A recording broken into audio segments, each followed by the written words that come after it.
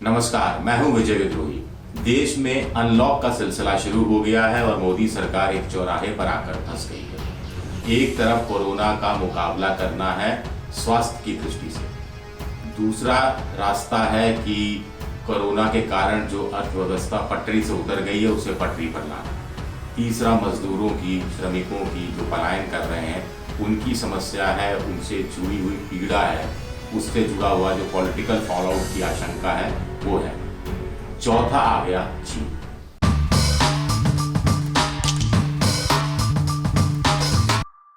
ऐसे समय में चीन क्यों आ गया? चीन आखिर चाहता क्या है? चीन आखिर क्या भारत से लड़ना चाहता है? क्या चीन भारत को छेड़ रहा है?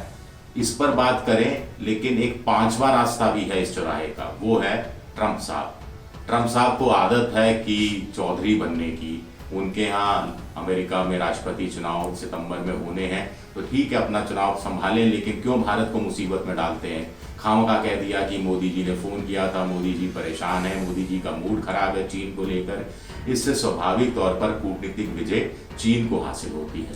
खैर, चीन अभी लद्दाख में छेड़छाड़ कर रहा है, इससे पहले भी वो छेड़छाड़ करता रहा है, डोकलाम में करता रहा है, नाथुला में करता रहा है, और यहाँ गलवान या गालवान नदी का नाम आ रहा है। तो आपको जानकर हैरानी होगी कि ये गालवान जो है नाम, ये कोई तिब्बती नाम या चीनी नाम नहीं है, ये हटके नाम है। तो गुलाम रसूल गालवान एक शख्स हुआ करते थे 19वीं सदी में। ये घुमक्कड़ होते थे, मुसाफिर होते थे, यायावर होते थे। वो बहुत घूमे थे उस इलाके में, उन्होंने नक्शे भी तैयार किए थे, वहाँ की नदियों का, वहाँ के पहाड़ों का, पठारों का जिक्र किया था, तो उनके नाम पर ये गालवान नदी पड़ी। खैर, ये एक दिलचस्प तथ्य था, मुझे लगा मैं आपको बता दूं। तो चीन आखिर इस समय ये छेड़छाड़ भारत के साथ क्यों कर रहा है, इसकी बड़ी वजह है, और चीन को ये मौका भारत नहीं दिया है। दरअसल पिछले साल अगस्त में जब भारत ने धारा 370 को हटाया था और कश्मीर के पूरे नक्शे को बदल दिया था, तो उसमें अक्साई चिन का इलाका, जिसे चीन अपना मानता रहा है, उसे भारत ने नए सिरे से अपने में शामिल कर लिया था। और अमित शाह का कहना था कि अक्साई चीन को छोड़ाकर ही दम लेंगे। 38,000 स्क्वायर किलोमीटर का ये इलाका है। दूसरा, पाकिस्तान अधिकृत कश्मीर को भी वापस लेने की बात भारत ने जोर शोर से की। इसमें कुछ गलत नहीं है, चीन भी गलत नहीं मानता, लेकिन पाकिस्तान अधिकृत कश्मीर का एक हिस्सा ऐसा है जिसे पाकिस्तान ने चीन को दे दिया है, और चीन को लगता है कि वो हिस्सा भी भारत मांग रहा है, तो इस पर उसको ऐतराज है। तीसरा ऐतराज चीन को इस बात को लेकर है कि WHO के खिलाफ कार्रवाई की, या जो कोरोना को लेकर उनकी हरकत थी WHO को लेकर, उस पर एक अंतर्राष्ट्रीय मंच पर चीजें उठी, आवाजें उठी, तो कहीं ना कहीं भारत ने भी साइन किया, जो कहीं ना कहीं चीन को अपने खिलाफ और WHO के खिलाफ नजर आ रहा है। एक वजह है साउथ चाइना सी, दक्षिण चीन सागर, जिसमें चीन अपना पूरा आधिपत्य, पूरा कंट्रोल चाहता है, लेकिन अमेरिका चाहता है कि जो चीन की जमीन से 12, 15, 20 नॉटिकल माइल के का जो एक अंतर्राष्ट्रीय जो स्टैंडर्ड है, उसके बाद जो हिस्सा है वो अंतर्राष्ट्रीय सीमा, अंतर्राष्ट्रीय पानी, इंटरनेशनल वाटर माना जाए, सभी की आवाजाही की छूट हो, जिसका भारत ने भी समर्थन कर दिया है। तो चीन इस बात को लेकर भी चिड़ा हुआ है, और उसको ये मौका इस समय मिल गया, बर्फ पिघली है, और ऐसे में उसको मौका मिल गया भारत में लद्दाख में घुसपैठ करने का। अपने सैनिकों को भी उसने उतारा है, अपनी आर्मी को, मिलिट्री को भी, और आर्टिलरी को भी लाया है। 100 से ज़्यादा टेंट लगाए गए हैं, PLA के अच्छे खासे जवान हैं। चीन को ये भी एतराज़ है कि भारत वहाँ पर सीमा का जो क्षेत्र है, लाइन ऑफ एक्चुअल कंट्रोल के आसपास का इलाका है, वहाँ सड़कें बना रहा है, वहाँ हवाई अड्डे बना रहा है, लेकिन ये पिछले 1.5 दशक से काम चल रहा था। इस समय ही चीन क्यों छेड़ रहा है भारत को? इसकी एक वजह ये भी है कि चीन बड़ा सैडिस्ट नेचर का है। चीन भारत से लड़ना नहीं चाहता, बिल्कुल लड़ना नहीं चाहता, ये बात आप यकीन कीजिए, लेकिन वो छेड़ रहा है। आपको ध्यान हो कि 1962 के अंदर भारत और चीन की लड़ाई हुई थी, तब चीन ने अक्साई चिन का हिस्सा अपने कब्जे में किया था, कुछ और हिस्सा भी कब्जे में किया था, नेफा यानी उस समय अरुणाचल प्रदेश का भी कुछ हिस्सा कब्जे में किया था, लेकिन सब छोड़ दिया था, अक्साई चिन को अपने पास रखा था। दलाई लामा तवांग आते हैं अरुणाचल प्रदेश में, चीन को बार बार ऐतराज होता है। डोकलाम वाला जब किस्सा हुआ था, तो डोकलाम के बहाने चीन भारत की बजाय भूटान को धमका रहा था कि देखिए हम बड़े देश हैं, हम ज़्यादा आपके काम आएंगे। अभी तात्कालिक रूप से भारत को छेड़ने की एक वजह नेपाल भी है, क्योंकि नेपाल ने भारत के साथ जो नक्शा है उसमें कुछ फेरबदल करने की बात अपनी तरफ से की है, उसको भी चीन का अपनी तरफ समर्थन मिलता रहा है, जो कैलाश मानसरोवर वाला रास्ता है उसको लेकर। तो यहाँ भी चीन भारत को घेरने से बाज नहीं आ रहा है, ये उसकी आदत है, हरकत में शामिल है। शेखर गुप्ता ने अपने कॉलम में लिखा है कि 1965 में जब भारत और पाकिस्तान की लड़ाई हुई थी तो सिक्किम के अंदर कुछ भीड़ें घुस गई थी और चीन ने उस भीड़ों को एक मुद्दा बना दिया था।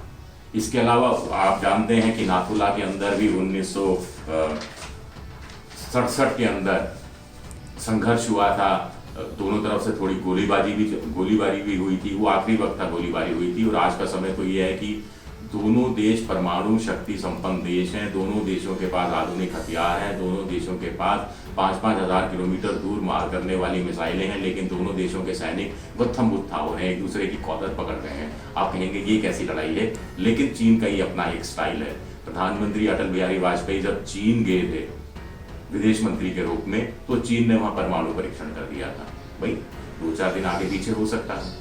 जिनपिंग जब भारत आए, अहमदाबाद आए और भारतीय प्रधानमंत्री उन्हें झूले पर झुला रहे थे, पींगे दे रहे थे, तो चीन ने अपने कुछ सैनिक वहीं लद्दाख के आसपास जो कंट्रोवर्शियल झील है वहां पर अपने सैनिक भेज दिए थे।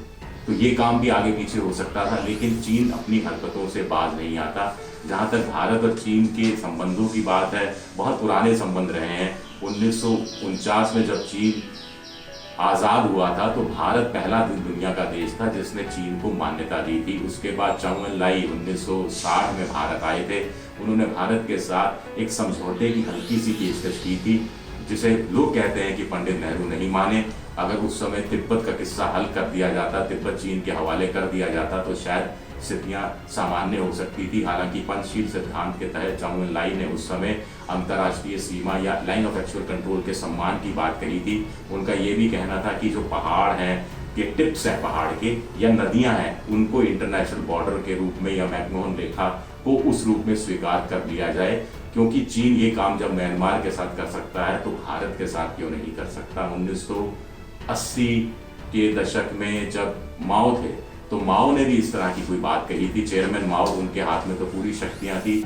कुछ इस तरह के संकेत थे, बहुत हल्के फल्के संकेत थे कि जो जिसके पास है उसके पास रहे, उससे वो छीना नहीं जाए, और दूसरा देश भी जो जिसके पास है उसके पास रहे, उससे वो छीना नहीं जाए। कुछ लोगों का कहना है कि इस तरह की बात आगे बढ़ी नहीं थी, कुछ लोगों का कहना है कि बात धीरे धीरे आगे बढ़ सकती थी, लेकिन आगे बात दोनों देशों की तरफ से बढ़ाई नहीं जा सकी। तो तात्कालिक कारण हमने बता दिया आपको चीन का अभी जो हमारे साथ वो छेड़छाड़ी कर रहा है, लेकिन लड़ाई जैसी स्थिति, युद्ध जैसी स्थिति नहीं है। और भारत भी हम कह सकते हैं कि इस नाजुक मौके पर फ्रंट फुट पे तो नहीं आ रहा, लेकिन बैक फुट पर भी नहीं गया है। वो भी अपनी तरफ से कूटनीतिक लड़ाई लड़ रहा है। चीन की एक दूसरी वजह भारत से छेड़छाड़ की ये भी है कि हांगकांग को लेकर चीन एक नया आदेश पारित कर रहा है, जहां पर चीन के ही जो राष्ट्रीय स्तर पर जो सुरक्षा के कानून है वो हांगकांग पर भी लागू होंगे। तो चीन को लगता है कि कहीं भारत इसमें छेड़छाड़ ना करे। बहुत सी फैक्ट्रियों की बात भारत की तरफ से कही जा रही है कि चीन को छोड़कर बहुत से फैक्ट्री वाले भारत चले जाएंगे, या ये कहा जा रहा है कि अब कोरोना काल के बाद WTO के तहत कुछ चीज़ें जो चीन डंप करता रहा है भारत में, भारत उस डंपिंग को पसंद नहीं करता। भारत ने लोकल और वोकल की बात की है, प्रधानमंत्री ने, इसको कहीं ना कहीं चीन इस रूप में ले रहा है कि कहीं चीन के सामान के बहिष्कार की बात तो नहीं है। तो कुल मिलाकर इस सब चीज़ों के बहाने चीन भारत को एक तरह से धमका रहा है, छेड़ रहा है, धमका ज़्यादा रहा है कि बॉस हम बॉस हैं, यहाँ के डॉन हम हैं, तो हमारे हिसाब से चलो, ज्यादा तू तड़ाक मत करो। लेकिन भारत भी इस समय बहुत संयम से काम ले रहा है, क्योंकि पहली लड़ाई कोरोना से लड़नी।